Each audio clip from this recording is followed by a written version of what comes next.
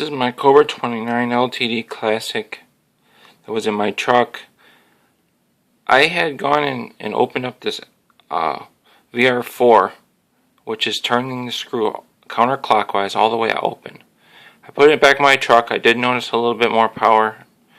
Now I've opened this back up and I've taken the cover back off, and I've opened up VR5, which it says VR5 2. I turn it counterclockwise all the way, and then I turn it back in just a hair, just because. Over here is VR1. And VR2 and VR3.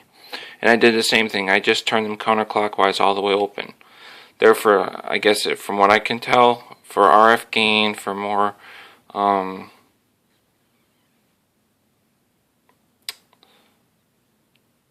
it just turns everything up a little bit, from what I can tell. So it made sense to go ahead and open them up.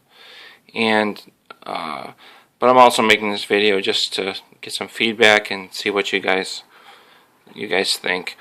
If you go online and you search Cobra 29s, it has entirely different adjustments. It talks about L12, L11, and things that aren't even on this radio. So so that's what I did. I opened up those 4 pots all the way, and now VR4 is open, VR5 is open, VR1, VR2, VR3 is all wide open. These here, you need a watt meter, which is L7, L8, and L9. I just left those alone. And yeah, I'm going to put the cover back on, and I'm going to put it in my truck, and we're going to see how it sounds.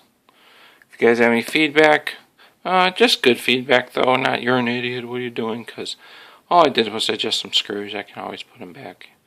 So, alright, I'm out.